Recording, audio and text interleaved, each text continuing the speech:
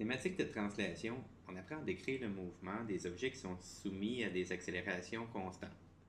Les outils qu'on utilise sont les équations qui décrivent la position et la vitesse de l'objet en fonction du temps.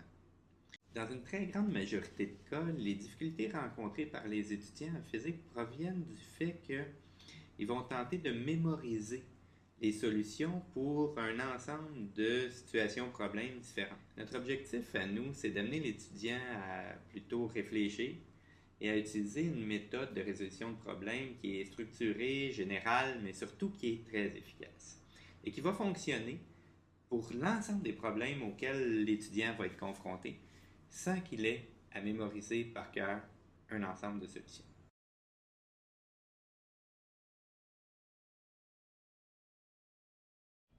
La démarche de résolution de problèmes que nous vous proposons se décline en 5 étapes. La première consiste à faire un schéma clair et complet. Ensuite, on va identifier clairement ce qu'on cherche dans un langage mathématique. On écrit les équations générales et particulières.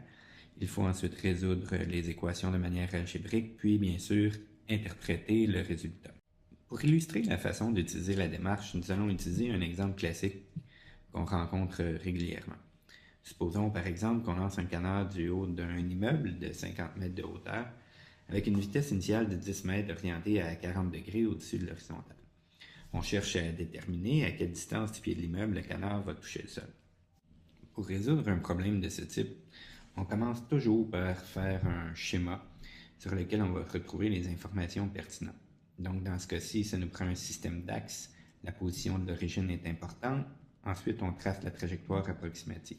Les informations qui nous intéressent sont les positions initiales le long des axes x et y que l'on nomme x0 et y0, le vecteur vitesse initiale v0 ainsi que son orientation et le vecteur accélération qui, dans ce cas-ci, est orienté vers le bas. Une fois muni d'un bon schéma, on peut attaquer la deuxième étape qui consiste à identifier clairement ce qu'on cherche. Dans le cas qui nous intéresse, on cherche à déterminer à quelle distance du pied de l'immeuble le canard va toucher le sol. En termes mathématiques, on dira qu'on cherche la position le long de l'axe des x, x de t, au moment où la position le long de l'axe des y, y de t est égale à 0. L'étape suivante consiste à écrire les équations générales et particulières qui décrivent notre problème. On choisit les équations à utiliser en analysant ce qu'on cherche. Dans notre cas, on cherche x de t lorsque y de t est égal à 0. Ce sont donc les deux équations que nous allons utiliser.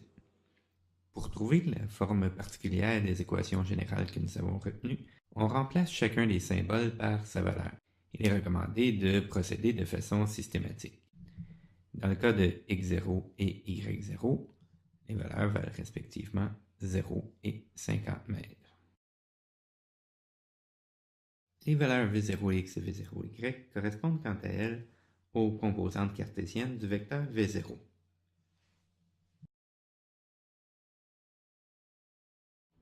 De la même façon, ax et ay représentent les composantes cartésiennes du vecteur accélération.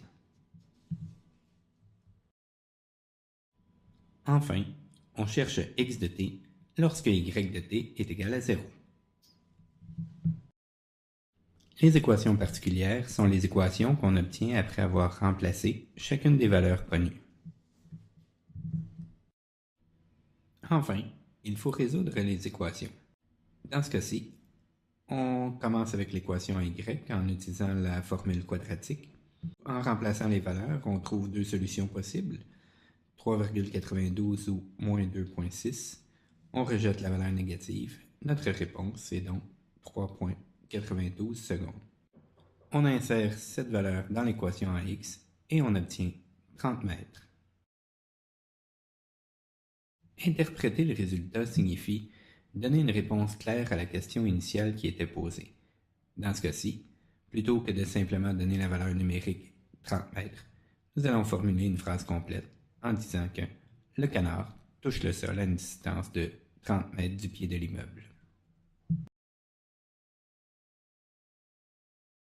Qu'au début, l'étudiant va avoir énormément de questions.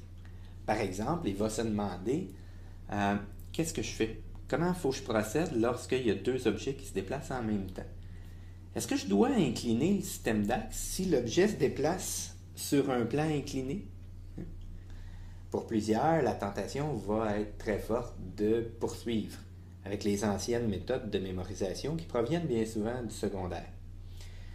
Cependant, je m'en voudrais énormément de ne pas les prévenir à l'avance que toute méthode de mémorisation donne généralement de très mauvais résultats en physique au niveau collégial. Mais il sait qu'il doit commencer par un schéma.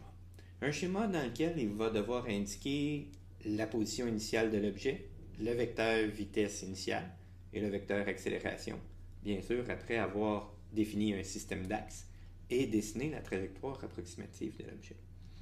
Par la suite, pour résoudre le problème, il va devoir identifier d'un point de vue mathématique ce qu'il cherche, écrire les équations générales et particulières, résoudre les équations et enfin interpréter son résultat.